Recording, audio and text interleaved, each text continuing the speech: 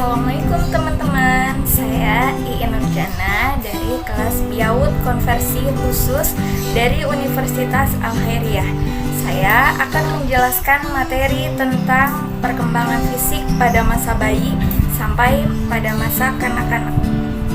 Secara umum, masa bayi merupakan masa kehidupan pada usia 0-2 tahun.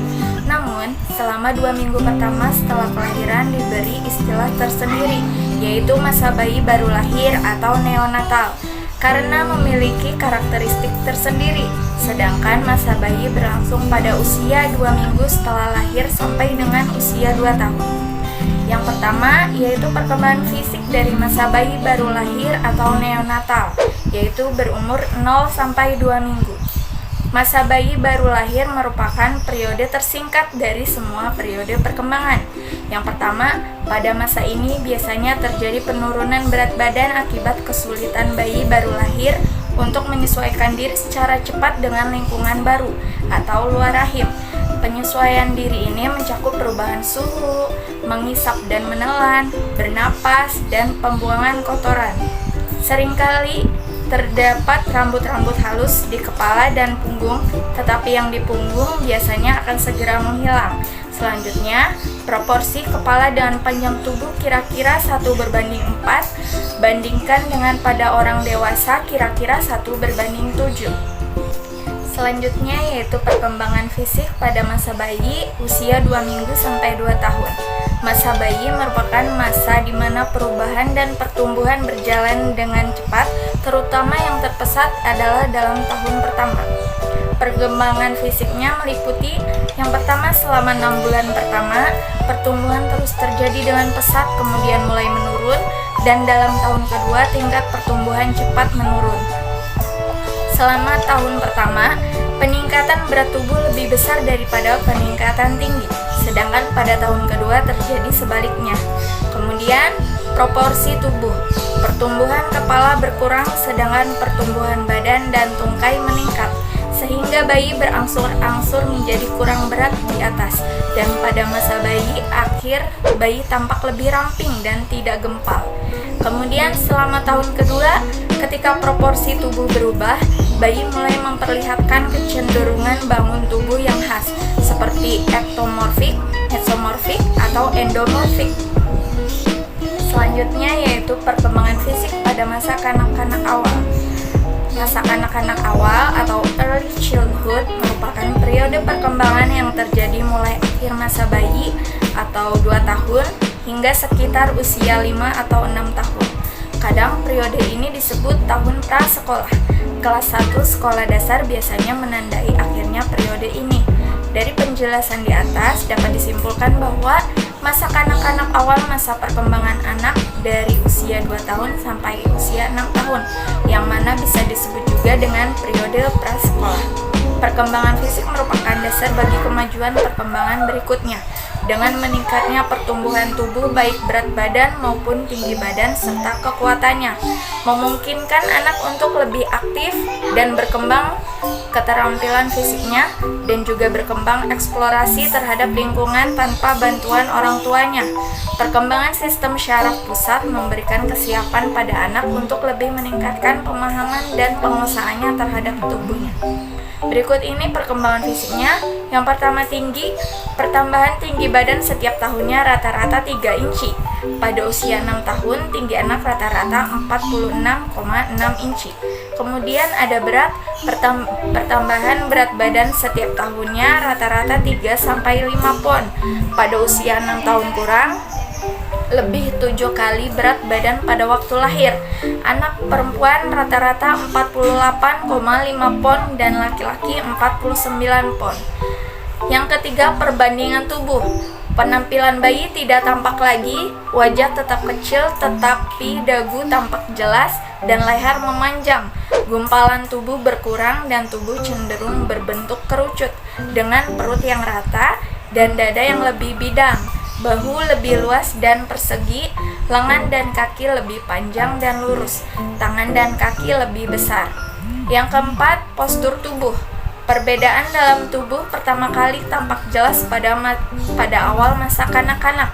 Ada yang postur tubuhnya gemuk, lembek atau endomorfik, ada yang kuat berotot atau disebut mesomorfik, ada yang relatif kurus disebut ektomorfik. Selanjutnya yang kelima, tulang dan otot. Tingkat pergeseran otot bervariasi pada bagian tubuh mengikuti hukum perkembangan arah otot menjadi lebih besar, berat, dan kuat, sehingga anak tampak lebih kurus meskipun beratnya bertambah. Dan 6, lemak. Anak yang cenderung bertubuh endomorfik lebih banyak jaringan lemaknya daripada jaringan ototnya, sedangkan mesomorfik sebaliknya. Dan yang bertubuh ektomorfik mempunyai otot yang kecil dan sedikit jaringan lemak. Dan selanjutnya yaitu gigi. Selama 4-6 bulan pertama dari awal masa kanak-kanak, 4 gigi bayi terakhir geraham belakang muncul. Selama setengah tahun terakhir, gigi bayi mulai tanggal digantikan oleh gigi tetap.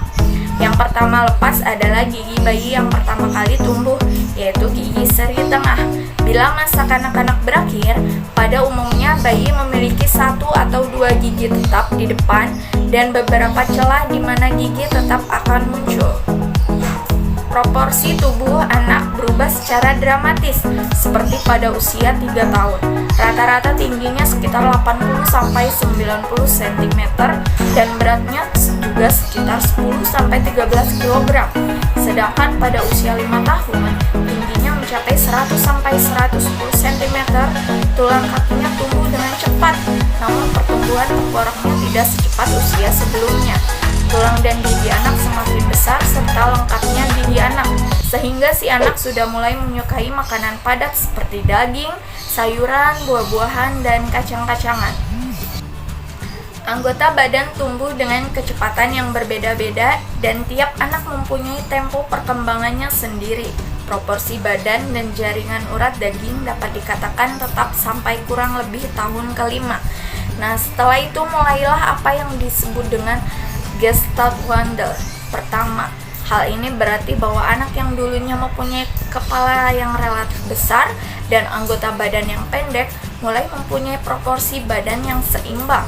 Anggota badan yang lainnya menjadi lebih panjang, perut mengecil, dan anggota badan lainnya mendapatkan proporsi yang normal. Jaringan tulang dan urat lebih berkembang menjadi lebih berat dan jaringan lemak lebih melambat. Selama tahun kelima nampak perkembangan jaringan urat daging yang secara cepat. Nah, pertumbuhan otak anak pada usia 5 tahun mencapai 75% dari ukuran orang dewasa dan 90% pada usia 6 tahun. Pada usia ini juga tumbuh myelinization atau lapisan urat syaraf dalam otak yang terdiri dari bahan penyekat berwarna putih, yaitu myelin, secara sempurna. Nah, lapisan urat syaraf ini membantu transmisi impul-impul syaraf secara cepat yang memungkinkan pengontrolan terhadap kegiatan motorik lebih seksama dan efisien. Di samping itu, pada usia ini terjadi banyak perubahan fisiologis lainnya seperti pernapasan menjadi lebih lambat dan mendalam dan denyut jantung lebih lambat dan menetap. Nah, aspek lain yang sangat penting bagi perkembangan manusia adalah otak. Otak merupakan sentral perkembangan dan fungsi kemanusiaan. Otak terdiri dari 100 miliar sel syaraf atau neuron, dan setiap sel syaraf tersebut rata-rata memiliki sekitar 3.000 koneksi atau hubungan dengan sel-sel syaraf yang lainnya. Sel ini terdiri dari inti sel atau nukleus dan sel body yang berfungsi sebagai penyalur aktivitas dan dari sel syaraf yang satu ke sel yang lain. Otak mempunyai pengaruh yang sangat menentukan bagi aspek-aspek perkembangan individu lainnya, baik berupa keterampilan motorik, intelektual, emosional, sosial, moral, maupun kepribadian. Begitupun sebaliknya. Pentingnya gizi bagi pertumbuhan otak. Dari beberapa hasil penelitian pada hewan membuktikan bahwa gizi yang buruk atau malnutrisi yang diderita induk hewan mengakibatkan sel otak janin lebih sedikit daripada janin yang induknya normal. Pada manusia, kekurangan gizi pada ibu hamil mengakibatkan mengakibatkan berat badan bayi sangat rendah, juga berkaitan erat dengan angka kematian yang tinggi, serta penyebab yang sering terjadi yaitu perkembangan yang buruk. Nah, sekian dari penjelasan tentang perkembangan fisik pada masa bayi sampai kanak-kanak. Terima kasih atas sharingnya. Wassalamualaikum warahmatullahi wabarakatuh.